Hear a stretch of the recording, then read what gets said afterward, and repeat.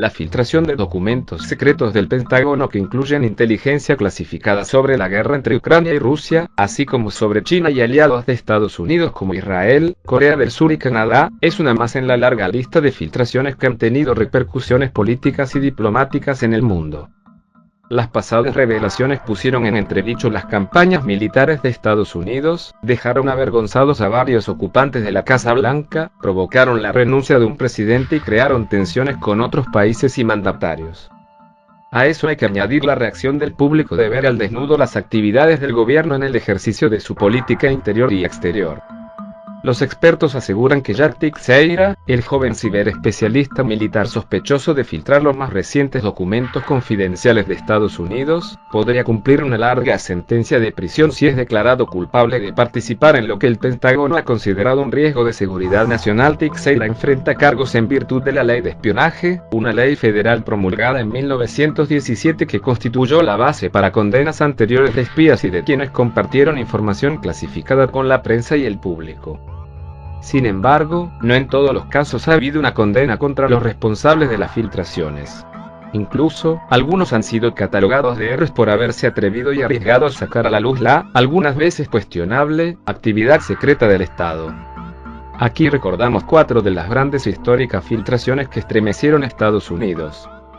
En 1971, un hombre filtró a varios periódicos, incluyendo The New York Times y The Washington Post, miles de páginas de documentos secretos del gobierno de Estados Unidos. Los documentos se conocieron como los papeles del Pentágono, un estudio sobre la participación política y militar de Estados Unidos en Vietnam, entre 1945 y 1967, realizado por el Departamento de Defensa de Estados Unidos. Las más de 7.000 páginas del estudio secreto revelaban que el gobierno sabía, desde el principio, que era poco probable que se pudiera ganar la guerra en Vietnam y que continuarla solo conduciría a más bajas. También señalaban que el gobierno anterior de Lyndon Johnson había mentido al Congreso y al pueblo estadounidense sobre el estado de la participación de su país en Vietnam. Cuando The New York Times publicó el primero de sus reportajes al respecto, la administración del entonces presidente Richard Nixon solicitó una orden judicial para impedir que se divulgaran más documentos y lanzó una cacería de la persona responsable de la filtración. Pero la Corte Suprema de Justicia dictaminó que la publicación estaba justificada y los reportajes se reanudaron. 2 días antes de ese fallo, la persona responsable de la filtración, Daniel Ellsberg, reconoció públicamente su papel. Ellsberg era un analista militar que participó en la elaboración del estudio secreto sobre la guerra de Vietnam, encargado por el Pentágono a la corporación RAND, un centro independiente de análisis para el que trabajaba.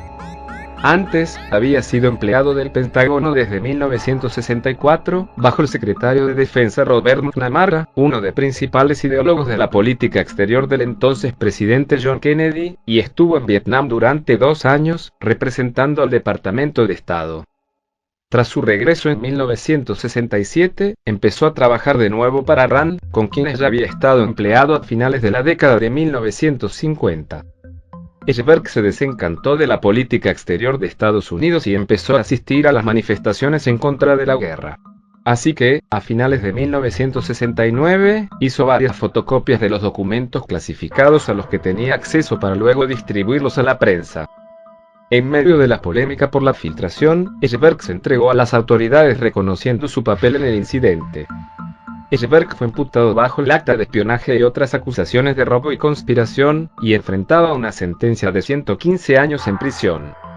El entonces secretario de Estado de Estados Unidos, Henry Kissinger, lo apodó el hombre más peligroso de Estados Unidos. El juicio empezó en enero de 1973, en Los Ángeles, California, pero el juez a cargo rechazó el caso citando conducta dolosa e interceptación ilegal de llamadas por parte del gobierno en su búsqueda de evidencia. Daniel Ellsberg tiene ahora 92 años, y en marzo pasado anunció que sufría de cáncer terminal. El escándalo de Watergate representa una de las mayores controversias políticas del siglo XX, reveló una secuencia de corrupción y encubrimiento que iba hasta el presidente Richard Nixon y lo llevó a renunciar en 1974. El asunto comenzó en 1972 con el arresto de 5 personas luego de un allanamiento en la sede del Comité Nacional Demócrata en el complejo Watergate en Washington, D.C. Los hombres fueron encontrados con miles de dólares y un libro.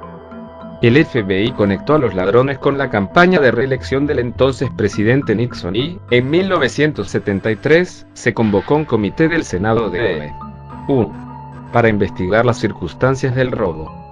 La mayoría de los medios ignoró el alcance del caso, así que la investigación realizada por los dos jóvenes periodistas de The Washington Post, Bob Woodward y Carl Bernstein, incrementó el interés público en el escándalo y sus repercusiones políticas y legales. Sus reportajes fueron fundamentales para destapar una masiva campaña de espionaje político y sabotaje realizada por la campaña para reelegir a Nixon. Woodward y Bernstein descubrieron evidencia de que altos funcionarios del gobierno estaban al tanto del robo en la sede del Comité Demócrata, de los intentos de encubrimiento, manejo indebido de fondos y de destrucción de archivos incriminatorios. Mucha de la información de los periodistas venía de fuentes anónimas, en especial, de un individuo que apodaron Garganta Profunda. Entre enero de 1972 y enero de 1973, Bob Woodward se encontró de manera secreta con Garganta Profunda, en un estacionamiento en el área metropolitana de Washington. Allí, la fuente lo fue guiando en cuanto a quién estaba involucrado en el escándalo, incluyendo las altas esferas del Departamento de Justicia, el FBI, la CIA y la Casa Blanca. La investigación y presión política condujeron en 1974 a la renuncia de Nixon, quien prefirió dimitir en lugar de enfrentar un juicio político y una posible condena por lo que sabía sobre el escándalo. Más de 3 décadas después, en 2005, el informante fue identificado como Mark Felt, subdirector del FBI primero en los años 70. Bob Woodward confirmó la información. Para entonces Felt tenía 91 años y murió a los 95 en 2008. En 2010, el sitio web de denuncias Wikileaks publicó cables y cientos de miles de documentos del Departamento de Estado de Estados Unidos filtrados por un ex analista de inteligencia del ejército. El material incluía un video de un helicóptero militar estadounidense que mostraba una matanza de civiles en Bagdad, Irak, en la que una voz en la transmisión instó a los pilotos a encenderlos a todos. Aparte, se reveló que 66.000 civiles en la guerra de Irak, más de lo anunciado anteriormente, y que prisioneros habían sido torturados. También se filtraron documentos relacionados con la guerra en Afganistán, que dejaron en evidencia cómo el ejército estadounidense había matado a cientos de civiles en incidentes no denunciados. Entre las filtraciones había más de 250.000 mensajes enviados por diplomáticos estadounidenses, que aseguraban que Estados Unidos quería recopilar información biográfica y biométrica, incluidos escáneos de iris, muestras de ADN y huellas dactilares, de funcionarios clave de la ONU. Los investigadores del ejército descubrieron que un soldado raso, conocido entonces como Bradley Manning, había transferido de manera electrónica la información al fundador de Wikileaks, Julian Assange. Al soldado se le atribuyó 22 ofensas, incluyendo de dar asistencia al enemigo, una acusación que acarrea la pena de muerte.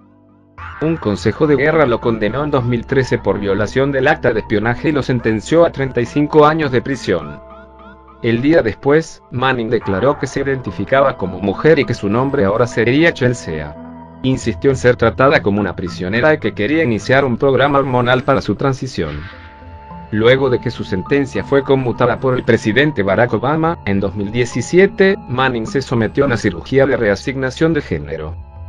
Por su parte, el fundador de Wikileaks, Julian Assange, se asiló en la Embajada de Ecuador en Londres en 2012, para evitar su extradición a Estados Unidos, que lo solicita por conspiración para acceder a información clasificada. El 11 de abril de 2019, el gobierno de Ecuador retiró el asilo y permitió que la policía británica lo arrestara por haber violado las condiciones de una libertad condicional.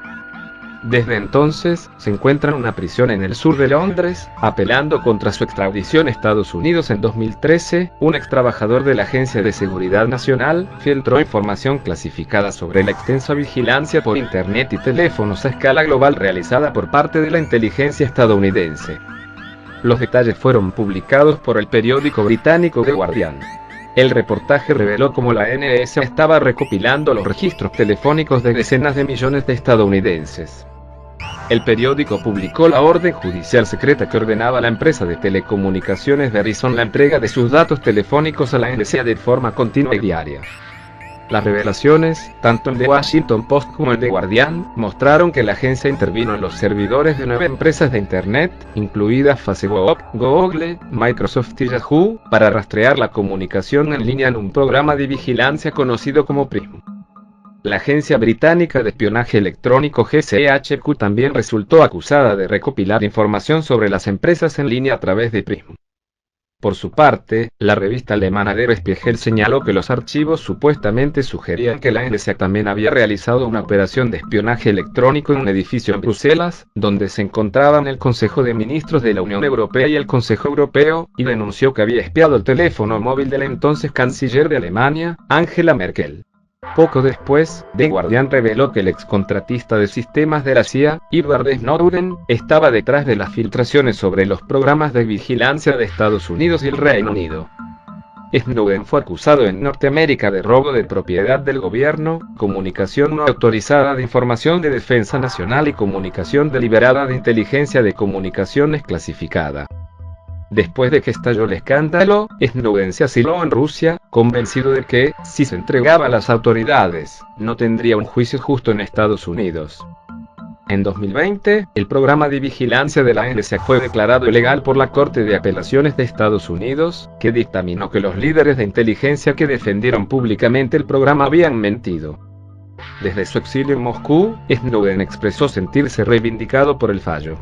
Con anterioridad, había anunciado que Francia y Alemania estaban considerando darle asilo, aunque expresó su deseo de regresar a Estados Unidos. De esta manera logramos desentrañar un historial de manipulación que, aunque pretendemos observarla de lejos, se encuentra muy cerca de nuestras realidades en cada uno de los países existentes y participantes de la globalización.